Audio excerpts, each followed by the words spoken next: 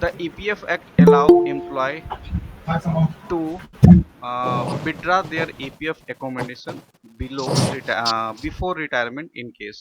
यानी कि ईपीएफ अधिनियम में कर्मचारियों को सेवानिवृत्ति से पहले अपने ईपीएफ को निकालने का अनुमति किस केस में दिया जाता है, बताइए। All all all out. Marriage expenses तो होगा ही, हाउस का कंस्ट्रक्शन या परचेज भी होगा, चाइल्ड एजुकेशन भी होगा, आंसर हो जाएगा ऑल ऑफ द एबव। अगला क्वेश्चन है, और ये सेक्शन 68 में ही ये मेंशन किया गया है, ये भी आपको ध्यान में रखना है। What does section 1 of EPF act, EPF act का सेक्शन 1 क्या बताता है? सब टाइटल टाइटल सबका सर। सेम ही होगा, short title title sir. And application. अगला है, which act govern the employ provident fund EPF in India? C sir C. Employ C provident C fund number sir miscellaneous act C C sir. 1952। ठीक है। अगला question है कि the employ provident fund and miscellaneous act 1952 is applicable to establishment कितने 20 20 और मोर। कितने employ पे 20 काम कर जाता है? ठीक है, 20 ये 20 20 है। और याद रखिएगा, एक बार अप्लाई होने के बाद कम भी होने के केस में ये एक्ट अप्लाई रहेगा उस इस्टेब्लिशमेंट पे। और ये what is the contribution rate, contribution rate क्या है दोनों का, एम्प्लॉयर एम्प्लॉय सी दोनों का? 12%। 12% 12% ईच। ठीक है। अगला क्वेश्चन है, what is the current rate of interest provided on EPF deposit? 8.25 है। 8.25 है सर 8.25। ठीक है, 8.25। 25 अगला क्वेश्चन है, what does section 11 of EPF act, EPF act का सेक्शन 11 क्या बताता है, बताइए। Priority of payment of contribution over the डेप्ट। ठीक है। सेक्शन 2 क्या बताता है ईपीएफ एक्ट का? Definition definition. डेफिनेशन। बिल्कुल। Definition under the EPF act the term wage, wage जो शब्द है इसका मतलब क्या है, बताइए। Basic basic dearness allowance plus retaining allowance. ठीक है, रिटेन। बेसिक डीए और आरए। रिटेनिंग। अगला क्वेश्चन है, और सेक्शन 2 बी में ये मेंशन है, what is the maximum period for which an employee contribution to the EPF can remain in operative? Sir 5 years है। 5 5 ईयर। 5 years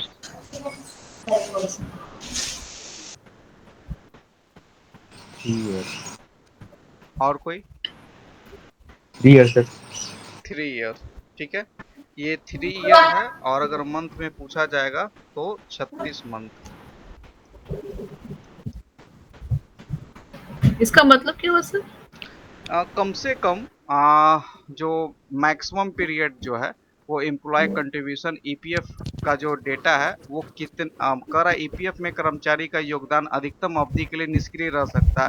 यानी कि कोई केस लगा हो या कोई असिस्टेंट कमिश्नर है उसके खिलाफ कोई इंक्वायरी है, तो कोई मैक्सिमम कितना दिन तक उसके अकाउंट को मतलब निष्क्रिय रख सकता है। तो 3 साल से ज्यादा किसी भी ईपीएफ एक्ट को निष्क्रिय नहीं कोई रख सकता है, चाहे वो असिस्टेंट कमिश्नर ईपीएफ का क्यों ना हो। ठीक है। सर एक वेज बताया था आपने, हाँ। तो जो इसमें है वो बेसिक वेज डिफाइन किया है, हम्म। उसमें डियरनेस अलाउंस इंक्लूड नहीं है सर। यहाँ पे साफ लिखा हुआ है। हाँ तो ये नहीं है सर, देखिए बट ये इंक्लूड नहीं है। देखिए उसमें इंक्लूड रहता है बेसिक में ये एनी डीएलएंस अनाउंस, ठीक है, that is to say all cash payment किसको बोला जाता है वो होता है all cash payment by whatever name called paid to an employee on account of a rise in the cost of living, house rent, allowance overtime, allowance, bonus, commission और any other similar allowance payable to the employee in respect to his employment or work done in such employment, ये सब उसमें आता है। नहीं sir, ऊपर देखिए ना लिखा है कि ये सब इंक्लूड नहीं है, बट डज नॉट इंक्लूड, ये 3 पॉइंट है, ये इंक्लूड नहीं है बेसिक वेज में। बेसिक, एक सेकंड देख लो। Basic wage means all the such earning by employee while on duty और on leave on the holiday with days case of according to the term of contract of employment and which are paid और payable in cash to him but not include. ऐसे कैसे कुछ गड़बड़ है? हम तो जहाँ तक जानते हैं ये बेसिक पे और डीए और डीए तो होगा आरए सर। होता है। अलाउंस, हाँ सर इस एक्ट में नहीं है, क्लियर एक्ट में भी यही लिखा हुआ है, जो आपने स्लाइड लगाया वही चीज लिखा है। कैश वाउचर जो है, कैश वैल्यू ऑफ फूड है, डियरनेस अलाउंस है, कोई प्रेजेंट अगर दे रहा है तो ये इंक्लूड नहीं होगा बेसिक वेज में। इसमें था सेकंड डीए आरए, और इसमें सी क्यों नहीं हुआ सर? हाउस रेंट भी तो था उसमें। हाउस रेंट भी तो नहीं है उसमें मेंशन, यानी फिर उस हिसाब से बेसिक पे होगा और आरए होगा उस हिसाब से। बेसिक उस हिसाब से अगर डीए नहीं होगा तो आरए होगा। अच्छा, हम इसको चेक कर लेंगे एक बार, ठीक है, इसको हम चेक जी। करेंगे। ऐसे गलत याद नहीं करना है, एक बार हम देख लेंगे एक्ट सेक्शन, उसके बाद ही इस पे हम कंफर्म बताएंगे। वैसे सर मैंने किसी भी चीज में देखा है तो बेसिक प्लस डीए तो रहता ही रहता है, चाहे वो आप, हाँ वैसे हम नहीं, लोग भी जो हम लेते हैं जहाँ तो तक ये ईएल हम इनकैशमेंट लेते हैं वो भी बेसिक प्लस डीए हम ही एक का बार मिलता देख है। लेंगे। हम किसी भी केस में जब तक हमको जानकारी पूरा नहीं होगा हम ना सही बोलेंगे ना गलत बोलेंगे, क्योंकि हम ईपीएफओ का भी डिपार्टमेंटल एग्जाम कराते हैं, तो उन लोग को भी यही चीज़ सेम पढ़ना है उसमें भी, क्योंकि सब लोग ईपीएफओ से हैं, तो ऐसा उन्होंने कहीं पे क्लेम किया नहीं था। ऐसे हम फिर जब तक हम देखेंगे नहीं, हम किसी को गलत साबित नहीं करेंगे, ठीक है, क्योंकि गलत कम पढ़ें लेकिन सही पढ़ें। What does the section 22 of EPF act tell? EPF act का सेक्शन 2 क्या है? Power to remove remove power default. To remove. Defaultees. ठीक है। EPF the employee pension scheme जो है वो क्या प्रोवाइड करता है? पेंशन लेने के पेंशन है तो पेंशन ही बेनिफिट पेंशन ना से। करेगा।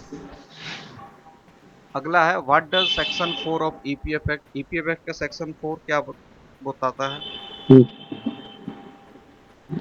Power to add to schedule 1। ये शेड्यूल। बहुत इंपॉर्टेंट है, याद रखिएगा।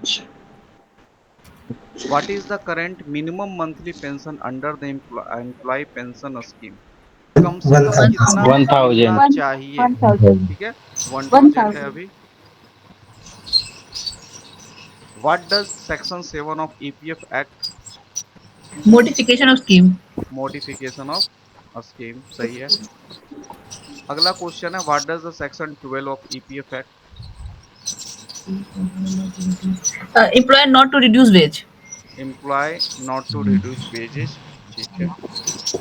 Section which authority is responsible for the administration and enforcement of the act? DS sir, Ministry of Labor and Labor and ministry of Employment. Labour and employment. What does section 17A of EPF act?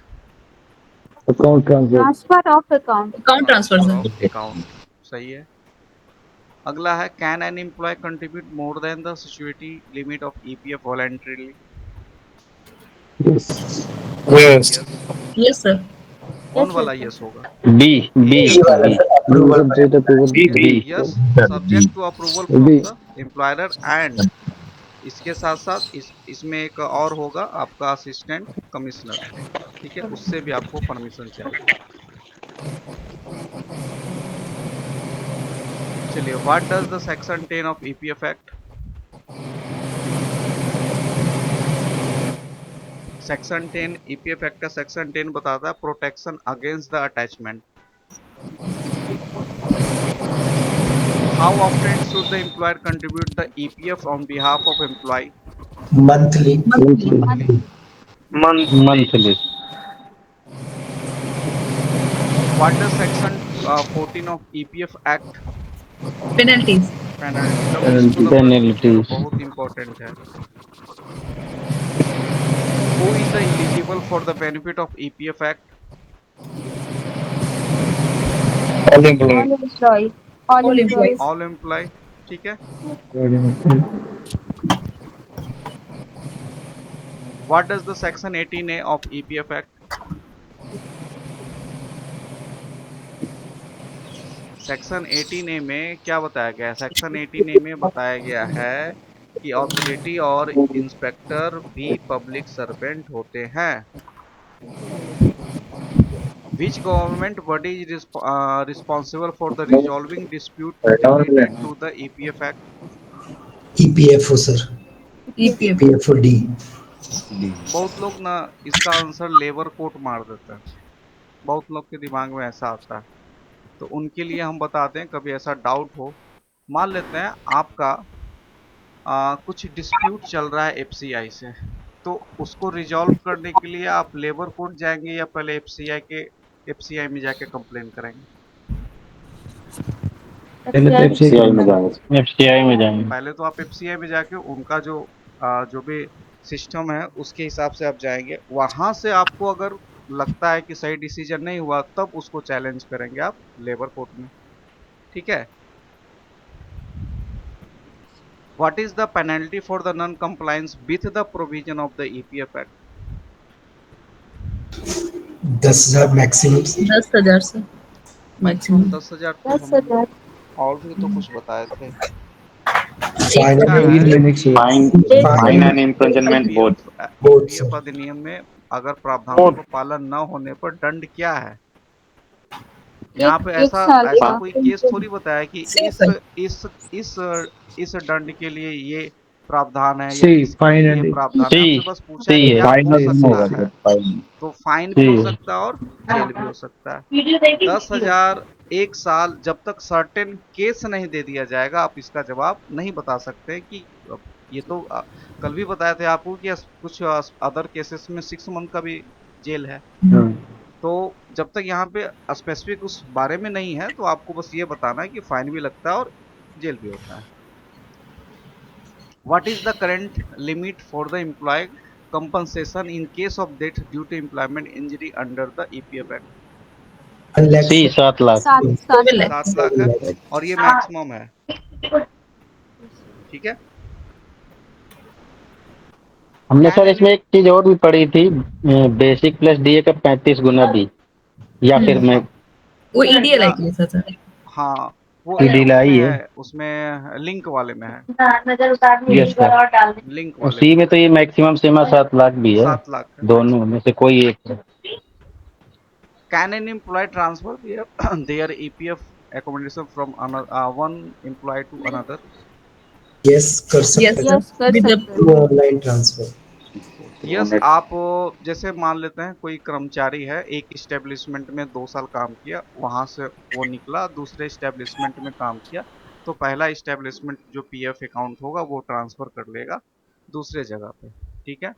और ये Yes, जो sir. Transfer का process होता है online होता है, और ये आपको 10C फॉर्म नंबर 10C डालना पड़ता है तभी ये ट्रांसफर होता है, ठीक है।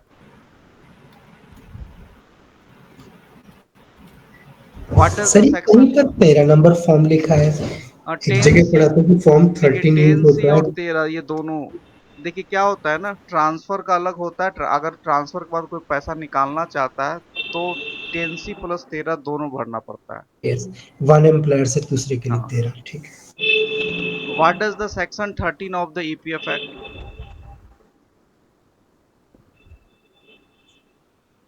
Inspector sir. Inspectors. How long should the employee maintain record related to EPF contribution? 3 years sir, 3 years। 3 years. What does section 5E of EPF Act? Board of trustee नहीं, delegation. And sir delegation. हाँ yes yes. डेली section 3 क्या बताता है EPF act का? Power to apply act, power to apply act. Section 6A क्या बताता है? ईपीएस पेंशन है sir, pension. Pension sir. 6A-B एकदम रट लेना है, एकदम पूछेगा। 6C क्या बताता है? DLI sir, DLI. ठीक है, DLI। 6 भी तो डिलीटेड है हाँ। जी हाँ। Section 7I appeal to tribunal. Appeal. Appeal to tribunal. What does the section 5D of EPF Act? 5D बताता है appointment of Appointment of officer. Officer. Can an employer exempt an establishment from the provision of EPF Act? यदि कोई नियोक्ता किसी प्रतिष्ठान को EPF अधिनियम के प्रावधानों से छूट दे सकता है? बिल्कुल दे सकता है। बिल्कुल दे सकता है, लेकिन अप्रूवल होना चाहिए किसका? Ministry of labour and labour का सेक्शन 7J क्या बताता है? Procedure of tribunal. Procedure Procedure of tribunal. What does the section 5 of EPF Act?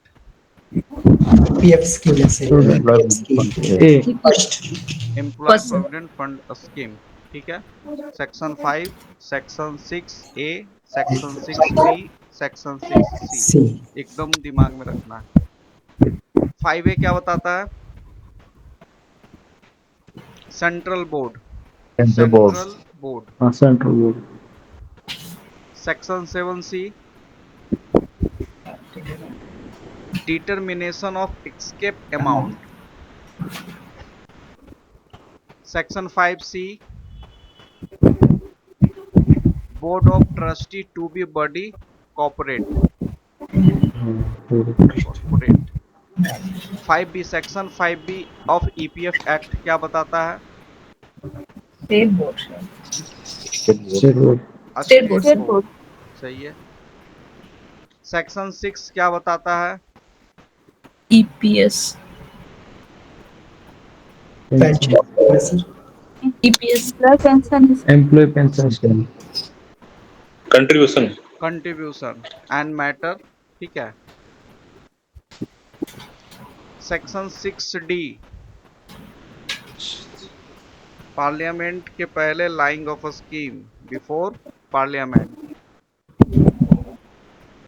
Section 7B review of order. Section 7A determination of money due from the employer. Section 7D appeals Schedule to tribunal. tribunal. ठीक है। Section 7L order of Order of tribunal. order to of tribunal. Section 7 Amount. Amount. Deposit of of amount. Deposit of amount due. Due to Section 7P transfer of certain Transfer of- application see. to tribunal. Section 7Q interest. Interest payable by the employer. interest payable by the employer. Employee. Section 8 of EPF Act बताइए। Recovery of money by recovery employer. Of money, mode of recovery of money. ठीक है, Oh. Mode of recovery of money due from the employer. Section 8A इसमें होगा recovery of money by the employ and the contractors. Contractor.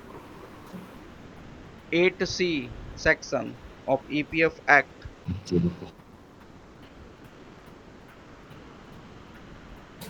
Recovery officer. recovery officer to whom certificate is to be forwarded. Forward. 8D validity of certificate and amendment. 8E a stay of State proceeding. हाँ proceeding under the certificate. 8F other mode of recovery. 8G Income tax. A number. First नहीं, number. हाँ income tax. ठीक है, application of certain provision of income tax. Section 9 fund to Section B again again. Cognise under the act of 11 of 1922। Sir possible नहीं है इतना तो याद रहना, क्या इतना पॉसिबल नहीं है याद करना।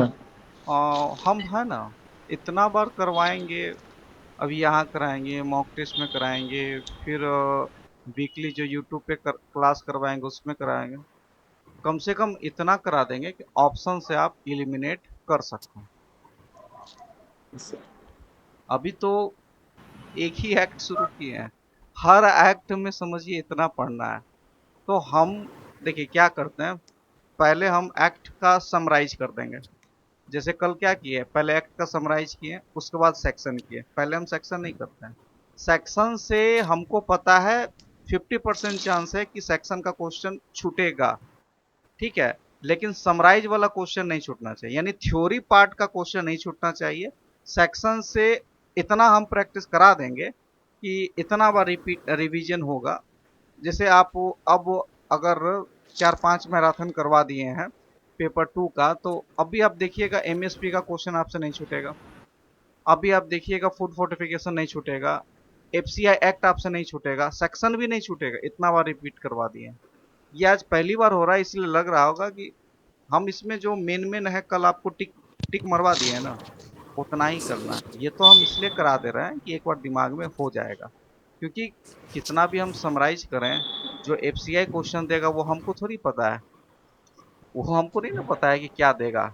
सर फिर भी हम लास्ट ईयर पिछली बार ईपीएफ एक्ट से कुछ सेक्शनल ऐसे क्वेश्चन आए थे, अगर इस ग्रुप में ऐसे कोई स्टाफ है जिसमें सेक्शन वाइज पूछा हो या जनरल क्वेश्चन पूछा था ईपीएफ से, क्योंकि ईपीएफओ स्टाफ से रेगुलेशंस में ईपीएफओ काफी से एक्ट और फूड कॉर्पोरेशन का देखिए, एक्ट बहुत है। ईपीएफ सेक्शन में, सेक्शन से जो क्वेश्चन था वो एफसीआई का स्टाफ रेगुलेशन से था, एफसीआई एक्ट से सेक्शन से था, ईपीएफ से सेक्शन से नहीं था। हमको अभी तक ऐसा कोई बोला नहीं है। जनरल क्वेश्चन पूछा होगा हाँ अगर जनरल पूछा होगा क्वेश्चन तो। था, वो 7 लाख वाला क्वेश्चन था एक, और एक क्वेश्चन था इसके रिगार्डिंग क्लेम सेटलमेंट के रिगार्डिंग क्वेश्चन था, बस राइट यही सर। क्वेश्चन पूछा गया था। और 2 क्वेश्चन स्टेट से पूछा गया था, वो स्टेट वाला पढ़ाएंगे उसमें बता देंगे। ईपीएस 95 कब लॉन्च हुआ था, ये भी क्वेश्चन है। हाँ, what does section 14 AB, 14 AB में certain offence to be cognizable.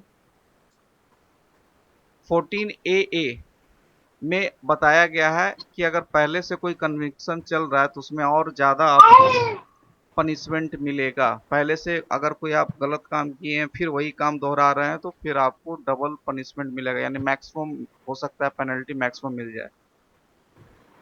Section 15 बताता है क्या, स्पेशल प्रोविजन रिलेटिंग, ठीक है, इसको याद रखिएगा। सेक्शन 16 क्या बताता है, ये भी बहुत इंपॉर्टेंट है। अभी जो क्वेश्चन आया था कि जो एग्जाम्पशन मिलता है इस्टेब्लिशमेंट का, इसी से रिलेटेड है, ठीक है। Act not to apply to certain establishment. Section 16A authorise certain employ to maintain provident fund account. Section 70 बताइए, power to exam. What example? 16 के बाद 17। अगर आप सेक्शन ध्यान से देखेंगे ना तो सब सेक्शन आपस में लिंक होता है। पहले उसका थ्योरी पार्ट है, सबसे लास्ट में पेनल्टी हो गया, बीच में उसका पावर हो गया, ठीक है। चलिए, what does section 17AA of EPF act, act to have effect. Section 17B क्या बताता है, liability in Liability. Case of transfer of establishment. Section 18 क्या बताता है, protection of action taken in good faith.